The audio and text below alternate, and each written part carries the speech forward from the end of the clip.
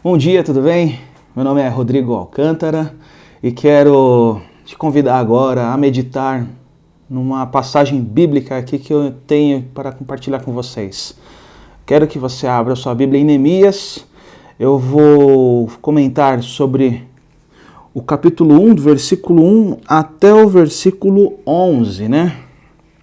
Eu gosto muito de um pensador chamado Charles Eliot, que ele diz que há um ato de se colocar simultaneamente na presença dos pobres e na presença de Deus, ou na presença daqueles necessitados e na presença de Deus, né? Ele define esse termo como uma oração política, uma oração que se preocupa com a polis, com a necessidade do próximo, né?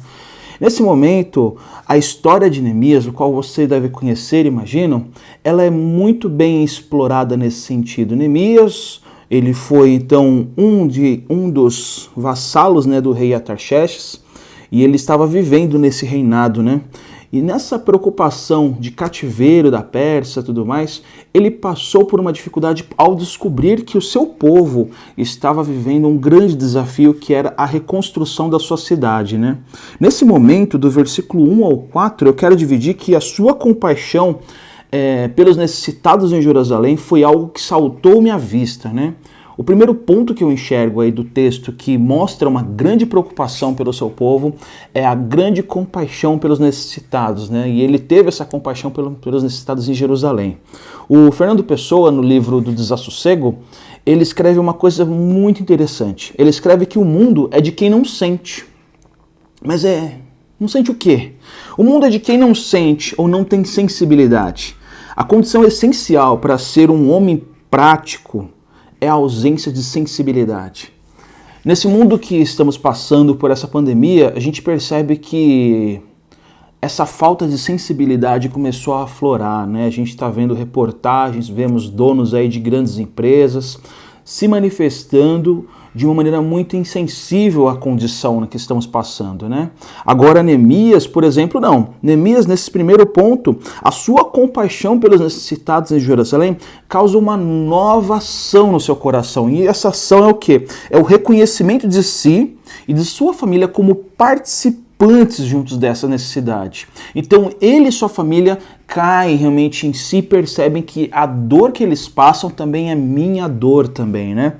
Então, esse é um ponto que vamos enxergar também no versículo 5 ao 7. Então, o seu reconhecimento de si mesmo e de sua família como participantes juntos a outros na causa dos sofrimentos dos necessitados. E o que isso acontece com o coração de Neemias depois disso? Bom, o seu compromisso com a ação a favor dos necessitados, confiando em Deus. Então, ele tem uma oração em ação. Ele ora, ele se dobra, ele se sente parte no sofrimento, mas ele começa a agir a favor disso. E o maior exemplo de ação que podemos desenvolver hoje nesse mundo é a nossa solidariedade, é o nosso cuidado pelo próximo, é o nosso desprendimento do si. Eu gosto muito de C.S. Lewis e ele fala de uma coisa muito interessante. Uma única certeza que teremos na vida, no qual nada pode nos arrebatar disso, é da nossa morte. E os caminhos que a morte vai nos gerar, isso não está no nosso controle, né? Então, podemos morrer de diversas formas, mas não podemos esquecer que pertencemos a uma cidade celestial, né? Então é a partir disso, quando pensamos dessa maneira, entendemos que a nossa vida, ela é pequena nessa terra e ela é grande na eternidade, nós começamos a imaginar, sim, quais são os fatores e os princípios que norteiam a nossa vida no reino, não os nossos fatores e princípios que norteiam a nossa vida nessa terra. Porque se formos pensar nessa terra, Fernando Pessoa tem muita razão. Fernando Pessoa vai imaginar assim que o mundo é de quem não tem solidariedade. O mundo é para quem tem um pensamento prático, sem sensibilidade. Nesse momento, eu te convido a fazer essa oração que Neemias fez, essa dor que Neemias sentiu, e ore agora nesse tempo, mas não somente pela sua vida, mas pela vida daqueles que estão lá fora, passando por desafios e dificuldades. Profissionais da saúde, nós temos idosos que estão em área de risco, nós temos pessoas vulneráveis que são moradores de rua.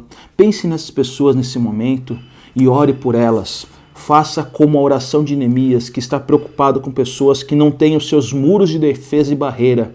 Nós somos muito agraciados temos um lar, temos uma casa no qual podemos ter, assim, e sentir seguros nisso. Mas pense nesse momento em pessoas que não têm isso. Vamos orar? Senhor, meu Deus, amado Pai, nesse momento quero te pedir que o Senhor esteja agora cuidando dessas vidas vulneráveis, ó Pai amado.